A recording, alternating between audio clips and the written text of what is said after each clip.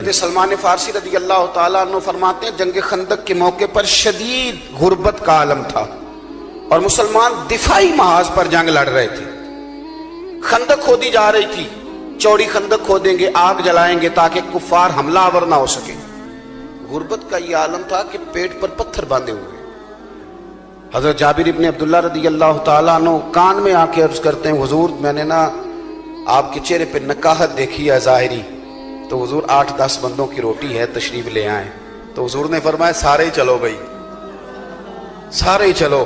کہتے میں گھر دوڑا، بیوی سے جا کے کہا حضور تو سب کو لے کے آ رہے ہیں۔ تو اہلیہ کہنے لگی کہا نہیں تھا کہ 8-10 بندوں کا کھانا ہے؟ کہنے لگے میں نے کہا تجھے تیری ماں روئے کہا تھا، پر حضور نے اعلان کر دیا سارے چلو۔ تو فرمانے لگی بس ٹھیک ہے، اگر حضور نے اعلان کیا ہے تو اللہ رسول ہمیں رسوا نہیں ہونے دیں گے، پھر آپ آنے دیں۔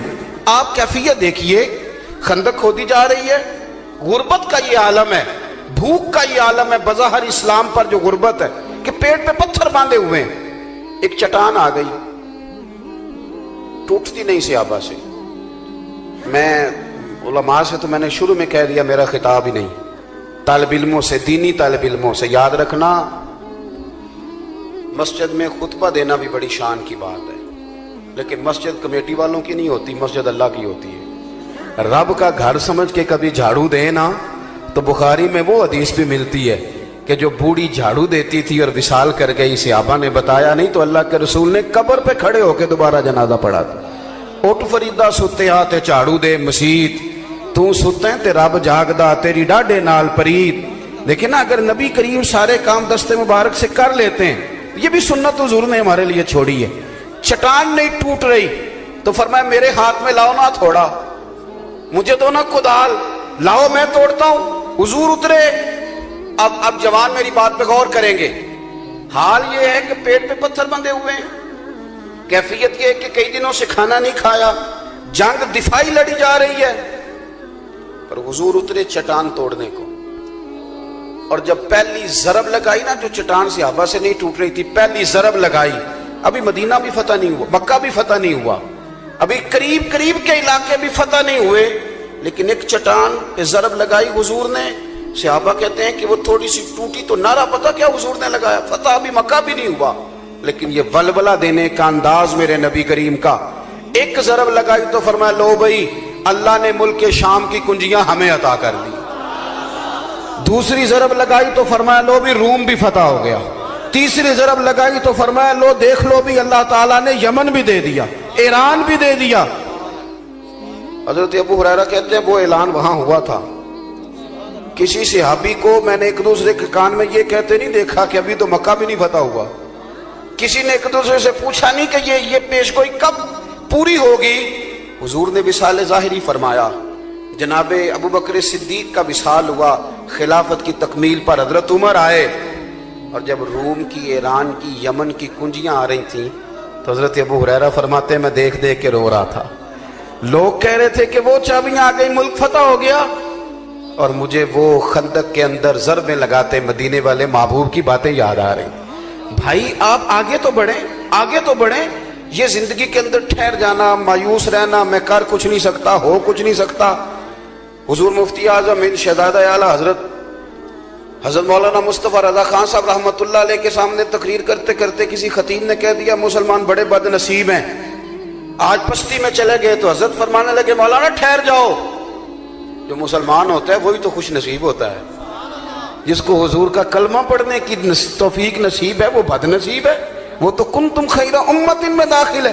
اور آپ نے یہ کیا کہہ دیا، ان کو خوش کریں، خوشخبری دیں۔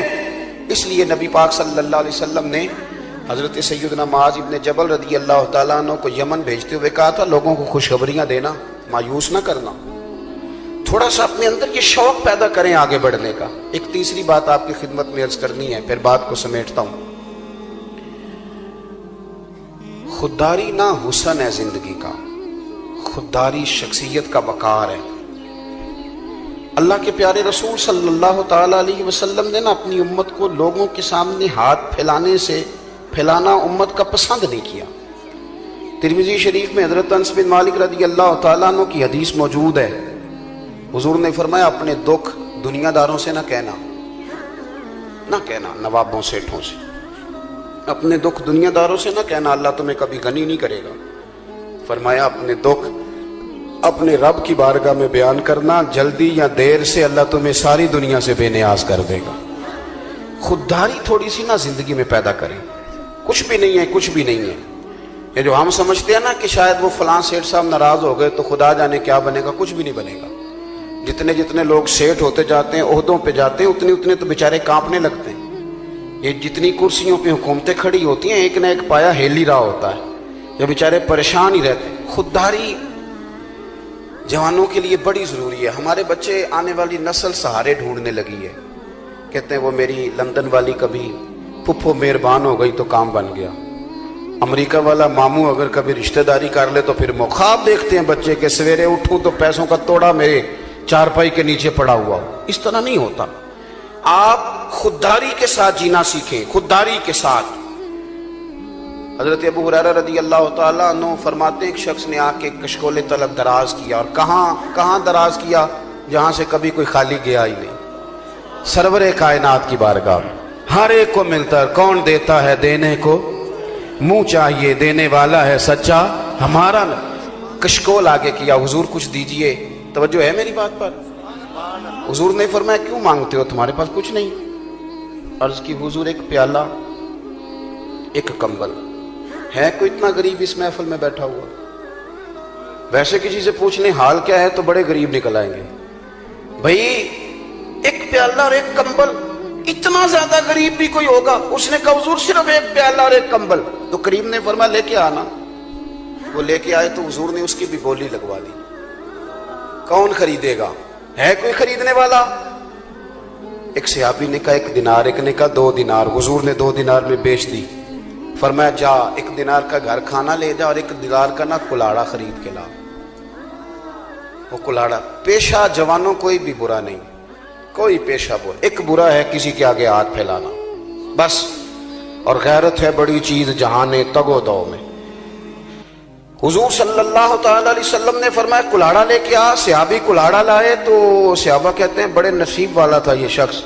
وہ کلاڑا لائے تو اس میں دستہ حضور نے اپنے دستے مبارک سے لگایا۔ فرمایا جا کے نا لکڑیاں کاٹ جنگل سے، انہیں کاٹ کے بھیج، کھا بھی اور کھلا بھی، پہن بھی اور پہنا بھی، پی بھی اور پلا بھی، جا 15 دن نظر نہ آنا۔ کہتے ہیں 15 دن کے بعد آئے تو حضور نے فرمایا اب کیا حال ہے؟ عرض کی حضور پہلے ایک پیالہ تھا، اب سارے گھر کے برتن بن گئے۔ پہلے ایک کمبل تھا، اب سب کے لیے بستر تیار ہو گئے۔ آپ کے اندر جب خودداری آتی ہے، جب عزت نفس آتی ہے، لا یسألون الناس الحافا، قرآن مجید نے اصحاب صفا کی تعریف کی کہ وہ لپٹ لپٹ کے سوال نہیں کرتے، وہ دیکھتے ہی نہیں، وہ نہیں یہ کام کرتے کہ کون آیا ہے تو کیا لے کے آیا ہے اور کون آیا ہے تو کیا دے کے جائے، یہ مزاج نہیں۔ حاتم طائی سے کسی نے پوچھا تھا کہ اپنے سے سخی بندہ بھی کبھی دیکھا ہے؟ اس نے کہا دیکھا ہے۔ کہا کب؟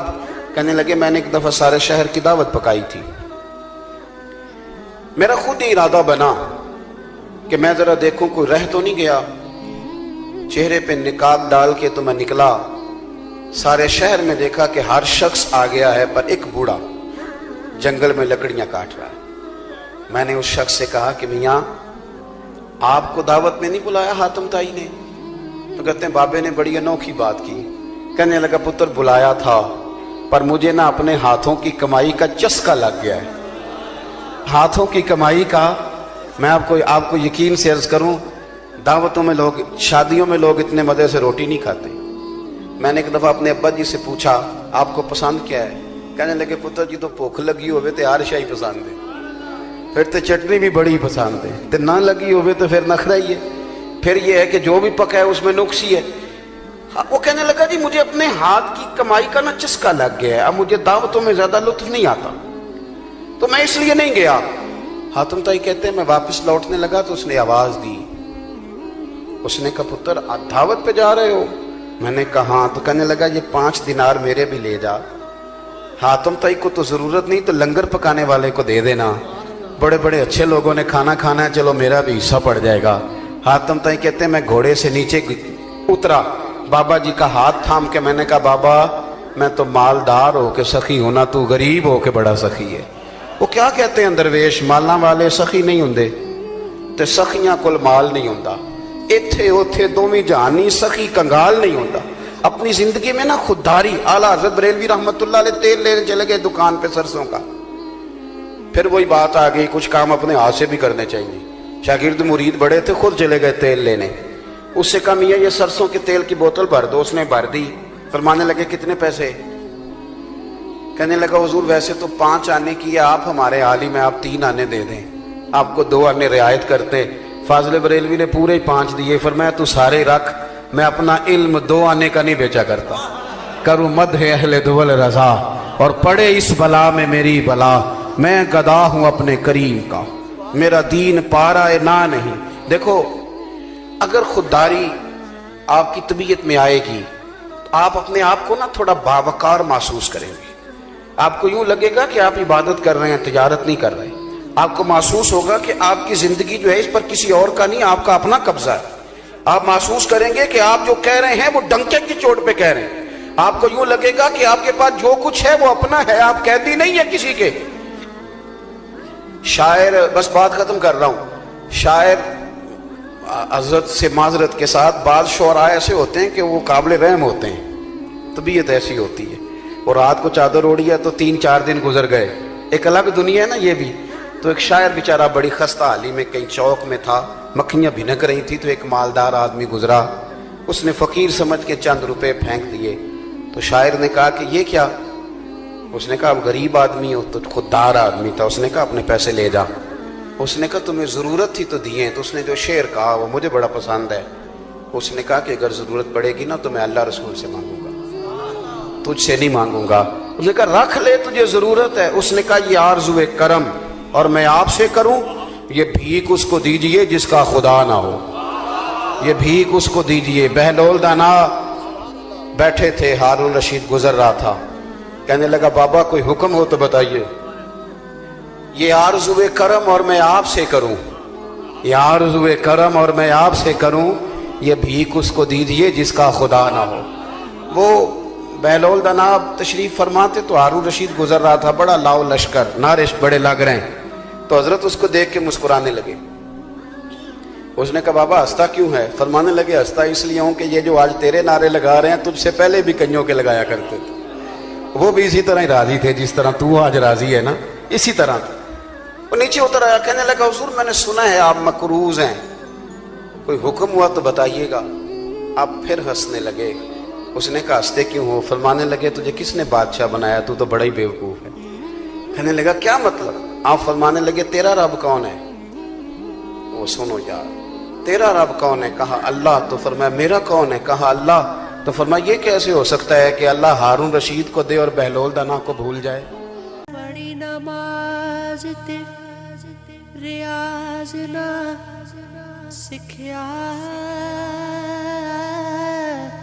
تے تیریاں کس کم سکھیاں، نماز نہ کر ڈٹھا نہ کر والا ڈٹھا تے تیریاں کس کم دتیاں نیازاں۔